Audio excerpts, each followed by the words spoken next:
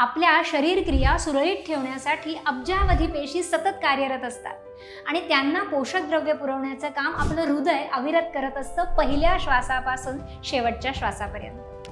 आपल्या डेली ॲक्टिव्हिटीजसाठी पेशींना निरनिराळी खनिज, क्षार, प्रथिनं, संप्रेरक, ग्लुकोज, पाणी, ऑक्सिजन इत्यादींची गरज असते आणि ही द्रव्य पुरवून तिथले टाकाऊ पदार्थ गोळा करण्याचं काम रक्ताभिसरणामार्फत हृदय सतत करत असतं। त्यासाठीच ते आकुंचन प्रसरण पावत असतं।